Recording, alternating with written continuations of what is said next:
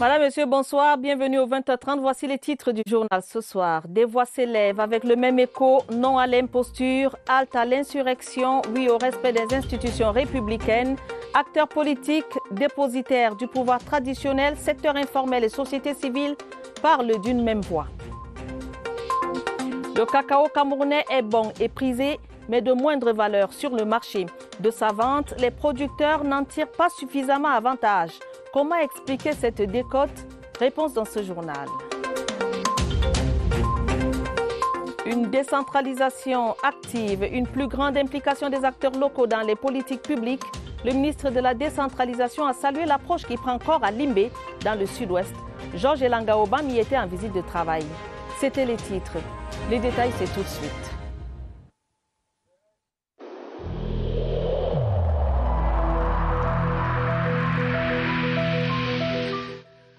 Le port du masque dans l'espace public restera obligatoire jusqu'à nouvel ordre.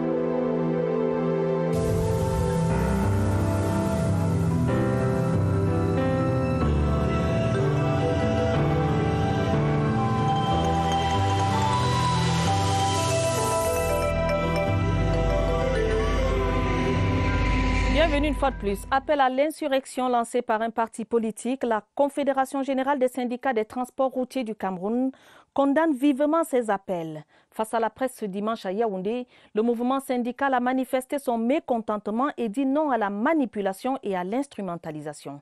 Elvire Galimé-Balé nous en dit plus. Le klaxon des transporteurs routiers résonne et donne un seul signal, l'intérêt général.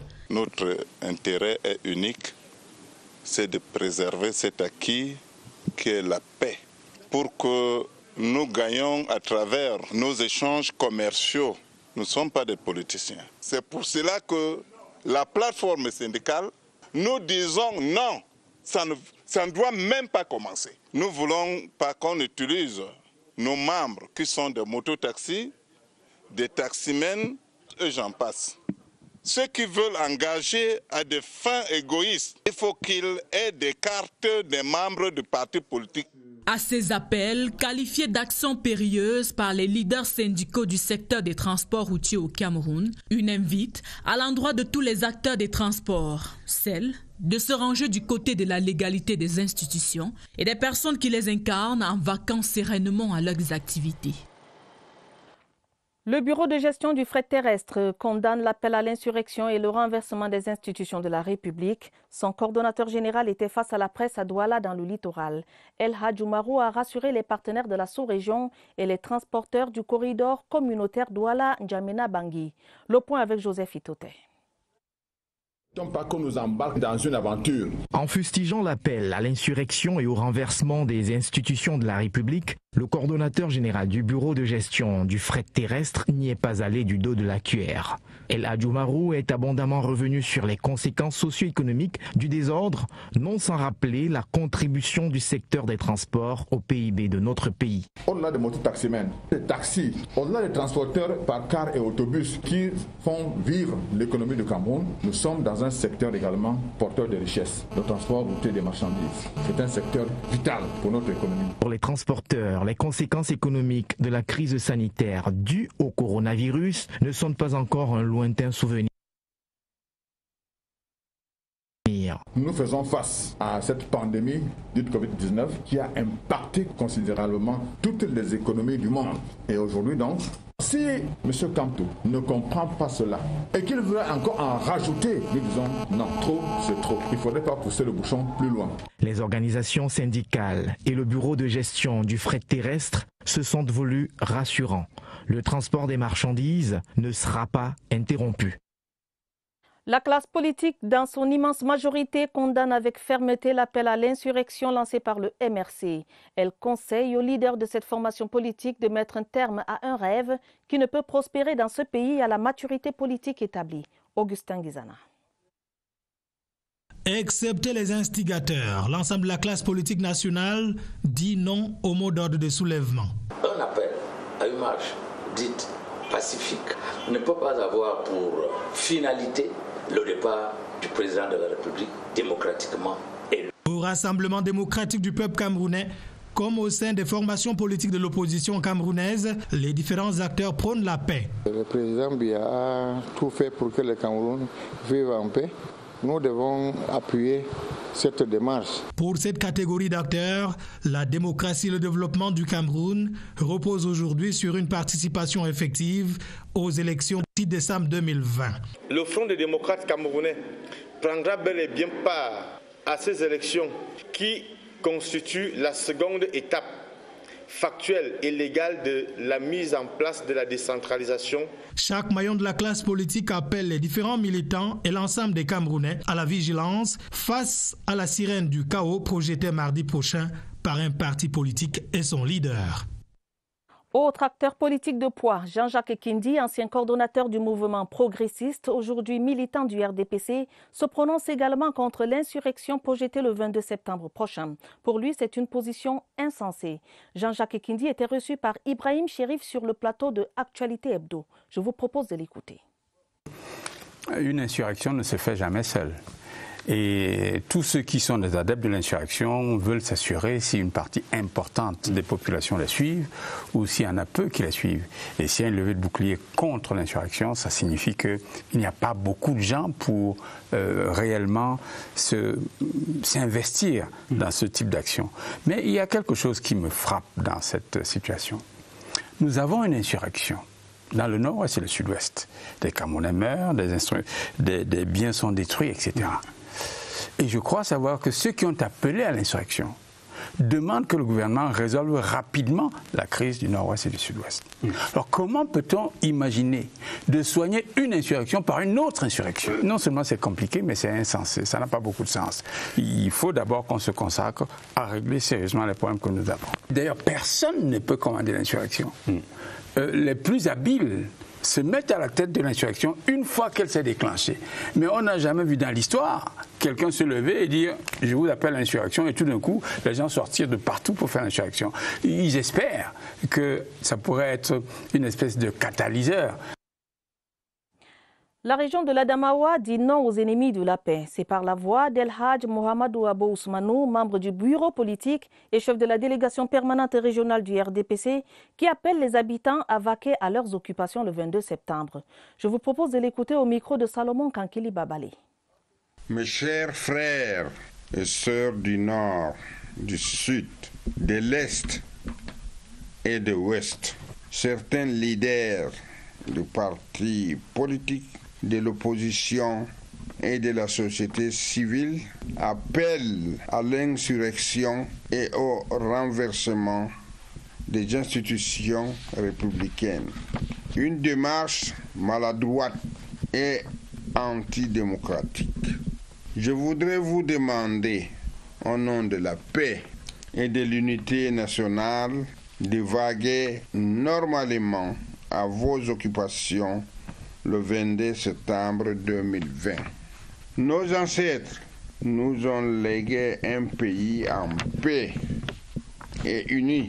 Travaillons ensemble pour laisser à nos enfants un Cameroun uni dans sa diversité. Dans le cadre de cette mobilisation contre l'insurrection, les membres de la JAPABI, la jeunesse patriote avec Paul Biya, sensibilisent les jeunes de la capitale économique. Un échange autour de l'apport de la jeunesse camerounaise dans la préservation de la paix a réuni des jeunes, des universitaires et des membres de la dite association à Douala. Napoléon Bonaparte Besson. La jeunesse de la capitale économique se tient debout pour accompagner la déclaration de soutien aux institutions de la République et à ceux qui les incarnent, pour édifier le fer de lance de la nation, des universitaires et des hommes politiques de différentes générations. La République est outillée pour que les forces de l'ordre arrêtent les forces du désordre le 22 septembre. Des allocutions spontanées issues d'une initiative, celle de la JAPABI, le collectif des jeunes patriotes avec Paul Biya. Nous disons non au désordre, nous disons non aux insurrections, nous disons non à la violence, nous disons non à la barbarie. Nous sommes en train de suivre notre président national qui est mendiant de la paix. La déstabilisation ne passera pas par la ville de Douala. Les leaders d'associations des femmes de Baham appellent au boycott de la marche prévue par le MRC. C'était au cours d'une assise tenue ce dimanche à Baham. Faustine Fotso Kamdem a invité ses leaders à véhiculer le message dans toutes les localités des hauts plateaux. Christelle Kemounié de CRTV Ouest. Non au chaos, l'on pourrait lire sur les t-shirts de circonstance. Une manière forte de sensibiliser les populations afin qu'elles ne sortent pas dans la rue mardi prochain, sauf pour des raisons de service. L'honorable maître Foto Camden Faustine a tenu à édifier ses leaders sur ce que prévoit le code pénal en cas d'adhésion à de telles marches. L'insurrection n'est pas un mode de vie. Non à l'insurrection, oui à la paix. La loi est dure, mais c'est la loi. Merci au président Paul Biya pour les régionales 2020. Les leaders ont exprimé leur appartenance à un Cameroun de paix, un Cameroun dans lequel les populations sont prises en compte dans le développement socio-économique. Cet engagement ferme tenu permettra ainsi aux populations des hauts plateaux de gagner le pari de la paix et de l'unité nationale. Ce dimanche à Obala, la jeunesse patriote de la Léké a lancé un appel au calme. C'était au cours d'une cérémonie qui a mobilisé les jeunes des 9 arrondissements de ce département, sous la conduite du ministre Henri Eyebe Aïssi, président de la commission départementale du RDPC dans la Léké. Les détails avec Christelle Fouda. Le désordre ne passera pas par la Léké. Engagement a été pris ce dimanche au cours d'un meeting patriotique et républicain contre le mot d'ordre d'insurrection lancé par un parti d'opposition. Le chef d'État, c'est une institution démocratique. Il faut le soutenir et nous sommes venus ajouter notre voix à celle de la jeunesse de la Léké. Et celle de la jeunesse camerounaise tout entière. Leurs enfants sont à l'étranger. Eux-mêmes ne sont pas prêts à prendre les devants des manifestations, mais ils demandent aux enfants des autres d'aller manifester. Non au vandalisme, au mépris des institutions, à l'insurrection. La concertation dénommée ne touche pas à notre cher président Paul Biya, a regroupé des jeunes issus de toutes les unités administratives du département de la Léké.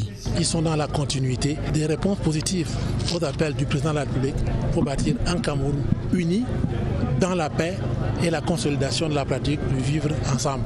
Nous en sommes heureux et nous les encourageons en tant qu'aînés. Le regroupement de ce dimanche est la preuve que la Léké reste fidèle aux institutions de la République et très attachée à la paix.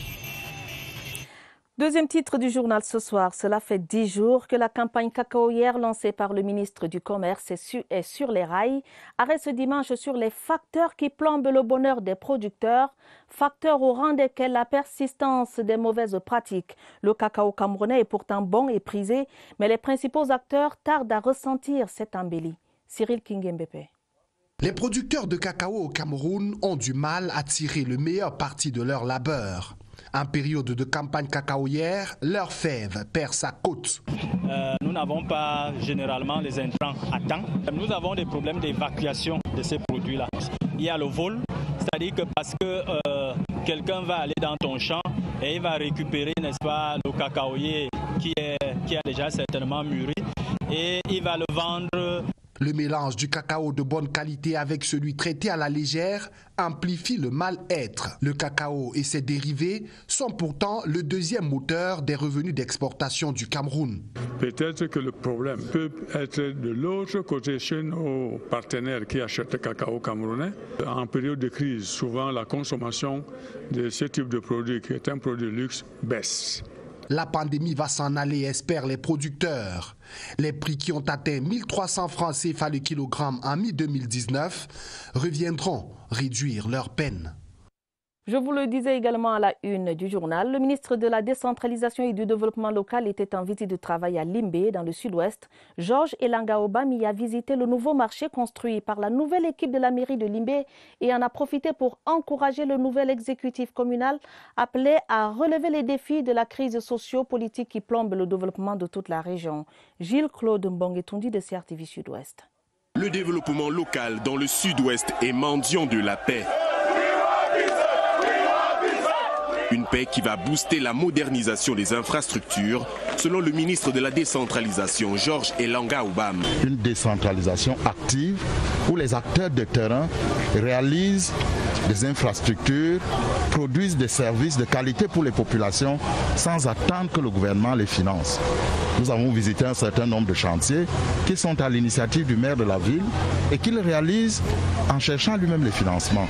À l'instar de la nouvelle mairie de Limbé 1er, un bâtiment aux équipements modernes ou encore le projet du nouveau marché principal de la cité balnéaire. C'est un projet qui va durer 6 mois pour que Limbé ait un marché digne de ses noms. 211 boutiques à construire sur 575 mètres carrés. Le nouveau marché principal de Limbé est un projet communal de 2,2 milliards de francs CFA. Les élites et forces vives du Grand Djoum, Djoum au vin Mintom, ont exprimé leur gratitude au président de la République pour les projets de développement dont bénéficient leurs arrondissements. Le méga meeting de remerciements s'est déroulé à la place des fêtes de Djoum hier samedi. Plus de détails, Eric Assako de CRTV Sud. Sous une pluie battante, le Grand Djoum, bastion politique imprenable du RDPC, exprime ici sa reconnaissance à son grand bâtisseur, le président de la République Paul Biya. À son actif dans cette partie du pays, une palette de grandes réalisations et projets qui sortent de l'anonymat, les 3 arrondissements voisins de Djoum, Mintom et Ovin, dans le département du Dja-et-Lobo. Vous voyez la route, ce n'est pas partout où il y a la route. Il fallait qu'on lui dise merci. Nous avons des perspectives assez grandes, l'exploitation du de Mintom, l'exploitation du fer de Coute.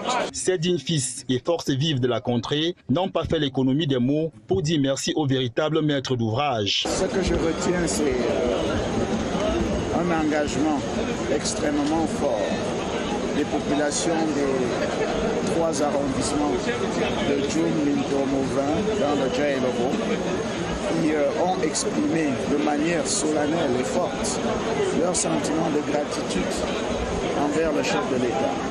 À la même occasion, une prière œcuménique a été adressée au Très-Haut pour la paix au Cameroun. Une marche de solidarité entre camarades et sympathisants du parti et une motion de soutien vont rehausser l'éclat de la fête. En guise de cadeau pour le chef de l'État, un tam-tam symbole de communication chez le peuple Kan sera remis au ministre Paul Motazeux afin qu'il le remette acquis de droit.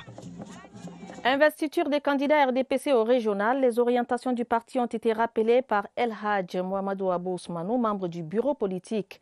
Dans le sud, le président de la commission régionale de contrôle, le professeur Jacques Famendongo et ses équipes se sont livrés au même exercice. Voici les correspondances de Salomon Kankili Babale et Eric Assako.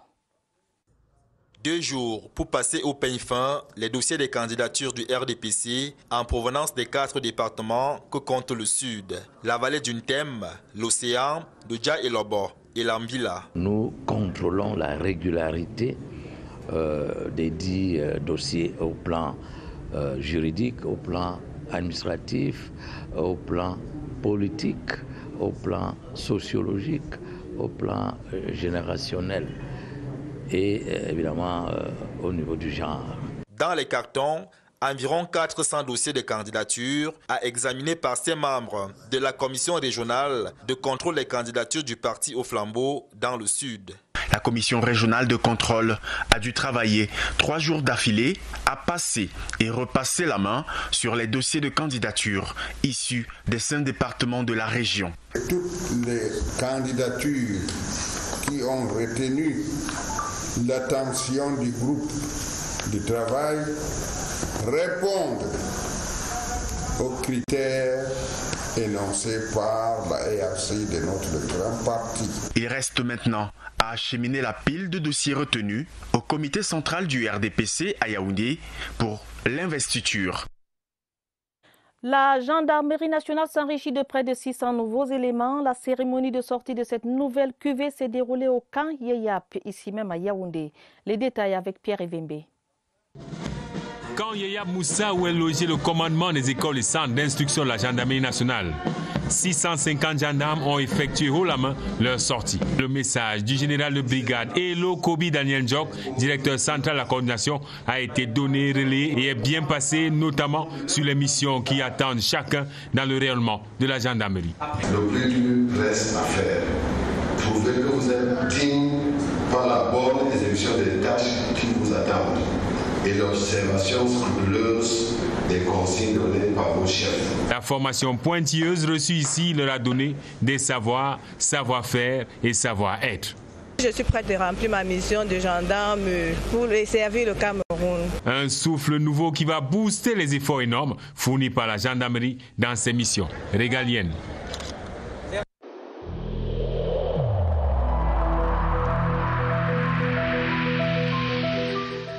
N'oublions pas que la négligence d'une seule personne peut nuire gravement à l'ensemble de la communauté.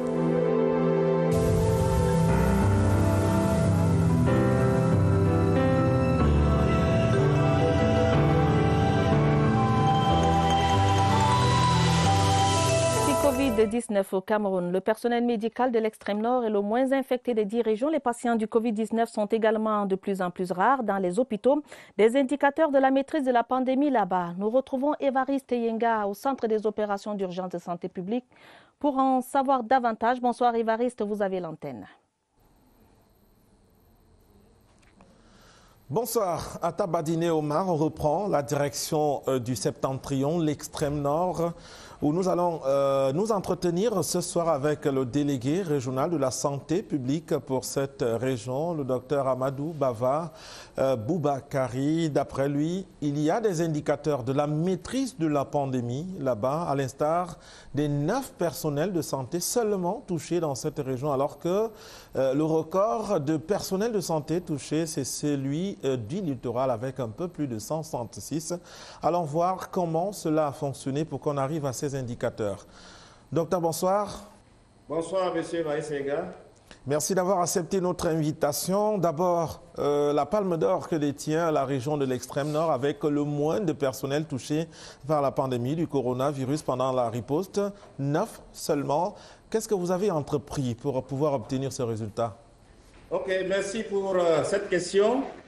En effet, nous avons enregistré depuis le début de cette pandémie dans notre région sanitaire 9 personnels de santé infectés par la COVID-19. D'abord, nous avons immédiatement activé le système régional de gestion de l'incident et aussi formé le personnel de santé sur la protection et le contrôle de l'infection en milieu de soins, ceci en utilisant le matériel de protection et de désinfection mis à notre disposition par le chef de département. Étant la dernière région sanitaire à être touchée par cette pandémie, nous pouvons dire que nous avons beaucoup appris des autres régions affectées avant nous, notamment la région du littoral. Selon le CITREP, publication du 9 septembre dernier, seulement 2 patients sont présents dans les centres de prise en charge, ce qui indique également qu'il y a moins de personnes qui sont dans les hôpitaux en ce moment. Dites-nous, quelles sont les dernières nouvelles? La situation a évolué, on est parti de 2-0 ou de 2+? Effectivement, M.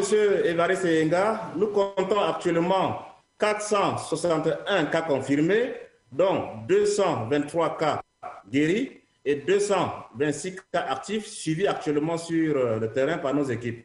Nous déplorons malheureusement 9 décès. 5 patients sont hospitalisés en ce moment et correctement pris en charge sans signe de gravité dans les formations sanitaires. On voit bien que la maîtrise de la pandémie, cela fonctionne bien dans votre région. Merci pour les efforts que vous fournissez. On le sait, vous êtes au four et au moulin puisqu'il y a 16 inondations et dont une autre menace, celle éventuellement du choléra. On parlera de cet aspect lors de notre 3e tour. Merci d'avoir été disponible, Atta Badine Omar. C'était donc le délégué régional de l'extrême nord pour boucler cette semaine de la ronde des régions. À vous le plateau. Merci Évariste Yenga, merci également à votre invité et bon début de semaine à vous. Les chefs traditionnels du Mbamé-Kim ont déjà choisi leur candidat au conseil régional, un choix porté à l'issue d'un conclave initié par le chef supérieur des Sanaga, Sa Majesté Mvemani Somboamba.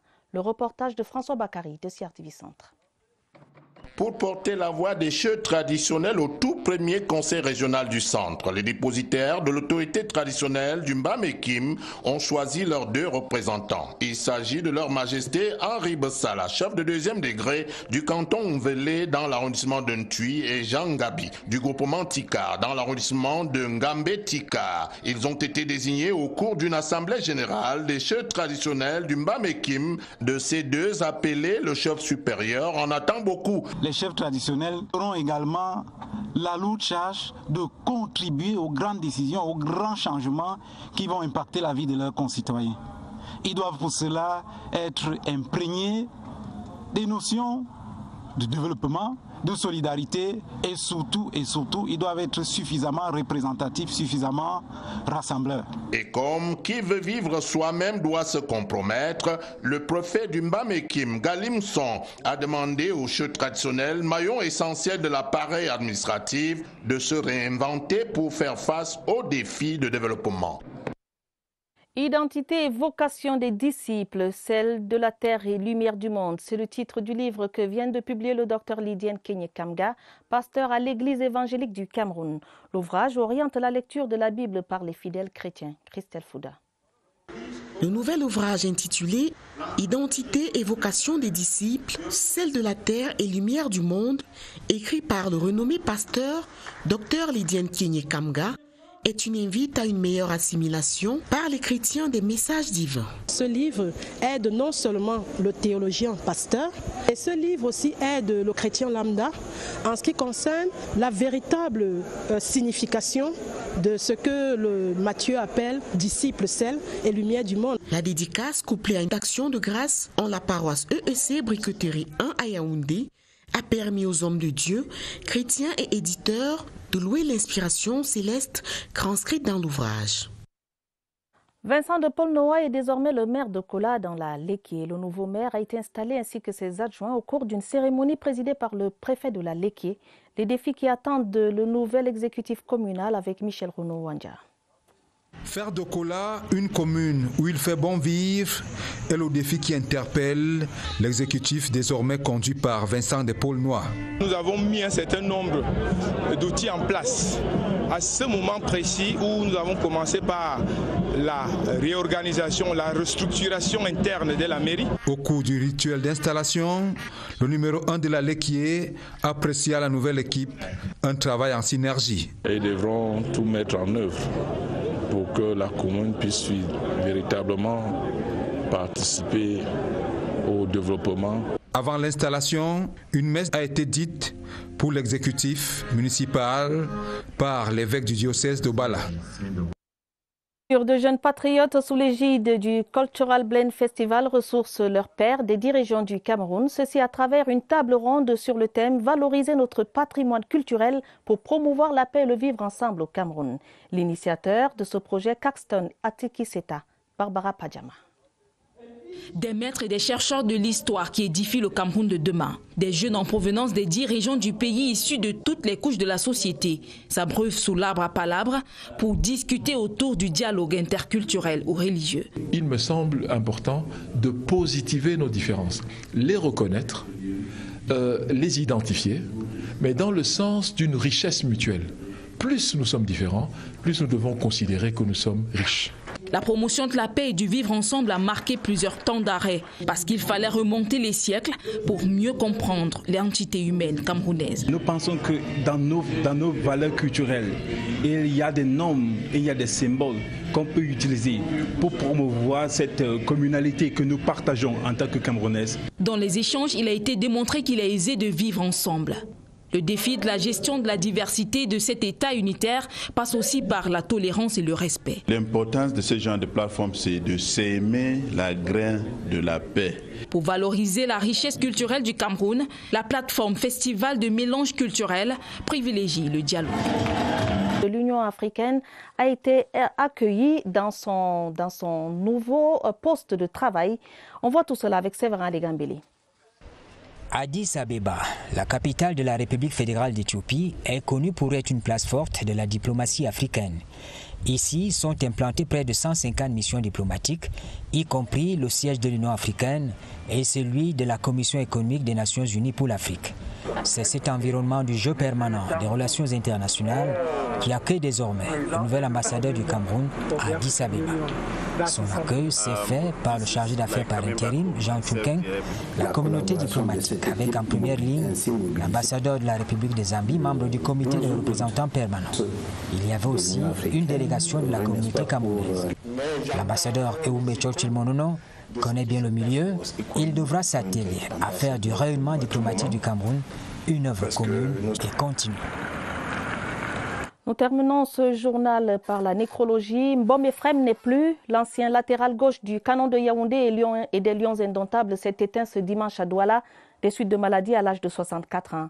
Mbom Efrem fait partie de la trempe des grands défenseurs que le Cameroun a connus. Arrivé dans le canon de Yaoundé en 1979, il remporte la Coupe des clubs champions un an plus tard face à Bilima de Kinshasa avant de faire sensation au Mondial 82 en Espagne. De ce doyen du football, on garde l'image d'un défenseur teigneux, intraitable et difficile à déborder. Repos éternel. Fin de ce journal préparé avec la collaboration de Barbara Padjama et Mirabel Tala. Prochain rendez-vous avec l'information sur cette antenne minuit avec Gideon Tazo et Joseph Guetta-Mandem. Dès demain lundi, retrouvez Romuald de Tuissé-Ngok et Estakima aux éditions de 19h30 et 20h30 semaine. Madame, Messieurs, votre fidélité nous honore. Prenez soin de vous, prenez soin de vos familles. Bonne soirée et bon début de semaine à tous.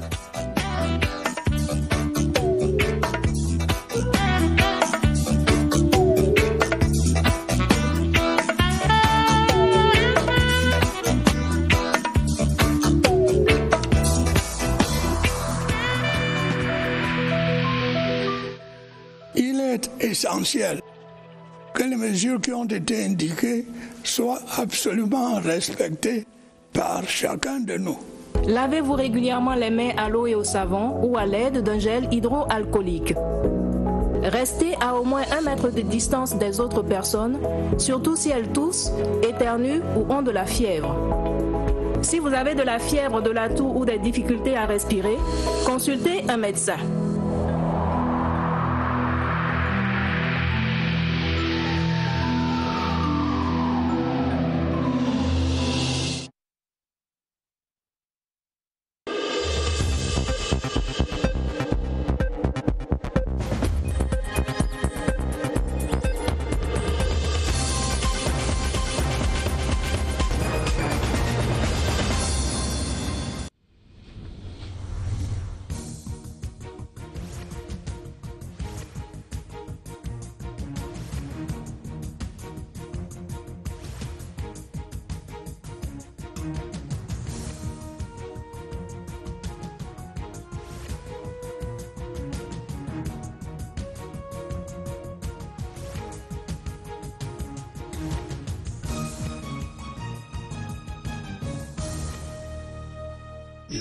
CRTV News, ici, toute l'info.